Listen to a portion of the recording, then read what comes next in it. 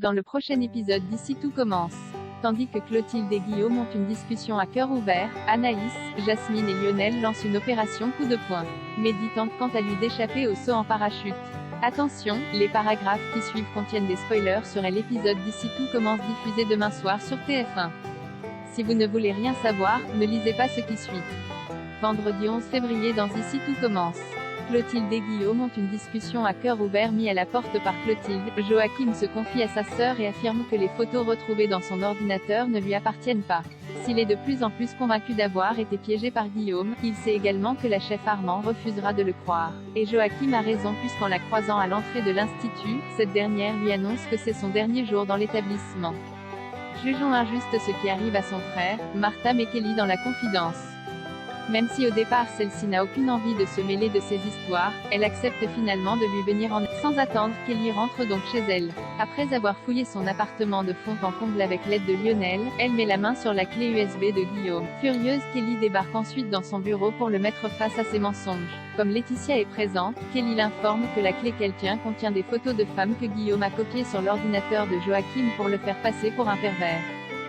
Dos au mur, le proviseur adjoint reconnaît les faits et déclare pour sa défense qu'il n'a pas supporté de voir son ex-femme se pavaner avec l'homme qui a brisé son mariage. Laetitia, qui est estomaquée, reproche alors à Guillaume d'avoir laissé Clotilde l'accuser à sa place. Il a beau tenter de se justifier, Laetitia refuse de l'écouter. Lasse de ses mensonges et persuadée qu'il aime encore sa femme, elle quitte les lieux furibonds. Au plus mal, Guillaume raconte tout à Rose et Antoine qui estiment que le plus important est d'assumer ses actes puis de trouver une solution pour arranger les choses.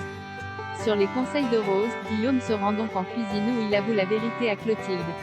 Il explique alors qu'il a complètement brillé car il n'a pas supporté de l'avoir tourné la page aussi facilement avec tout le mal qu'elle lui a fait. Comme Clotilde réalise qu'il a voulu se venger, Guillaume admet qu'il voulait qu'elle en bave autant que lui. Toutefois, elle ne lui en veut pas car elle aurait probablement fait la même chose à sa place. Excluant de continuer à être rongé par la colère, Guillaume aimerait qu'ils se pardonnent leurs erreurs afin d'avancer séparément. Une volonté à laquelle la chef Armand souscrit également. Avant qu'il ne parte, elle lui lance qu'elle n'a jamais regretté de lui avoir dit oui.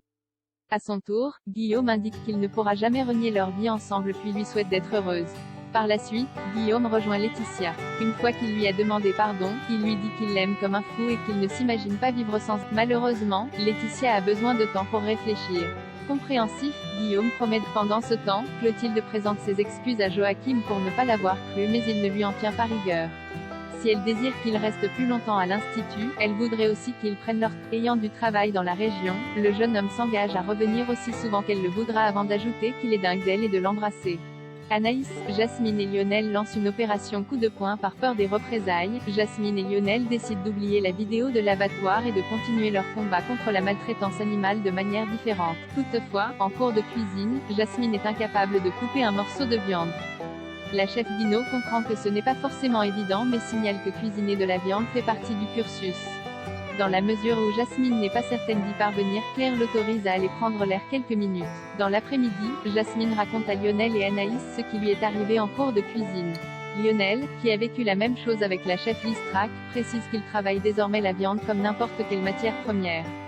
Seulement, Anaïs n'entend pas se contenter de cela et oublier ce qu'il se passe chez le fournisseur de l'institut. Ayant déjà une idée en tête, Jasmine et Lionel acceptent de la suivre. La nuit tombée, Jasmine, Anaïs et Lionel se dirigent vers les cuisines du Doubla avec des sacs à dos. Et peu importe que ce qu'ils s'apprêtent à faire choque professeurs et étudiants. Leur unique but est de faire réagir le plus de monde possible. Mehdi tente d'échapper au saut en parachute à l'approche de la Saint-Valentin. Hortense et Mehdi ont rendez-vous au Marais Sallant avec leur instructeur pour leur saut en parachute. Sur place, le moniteur leur donne quelques précisions pour se préparer à sauter. Mais avec la promesse d'une chute libre à plus de 4000 mètres d'altitude, Mehdi a peur et le moniteur ne le rassure pas vraiment. Avant de rentrer à l'institut, Mehdi profite d'être seul avec lui pour avouer qu'il a une peur bleue du vide. Comme Hortense menace de le quitter s'il ne fait pas ce saut en parachute, Mehdi souhaiterait qu'il le déclare inapte. Cependant, le moniteur fait la sourde oreille et lance qu'il est normal d'avoir peur, et d'ajouter que lorsqu'il aura franchi le pas, il en redemandera. Dépité, Mehdi comprend qu'il ne pourra pas y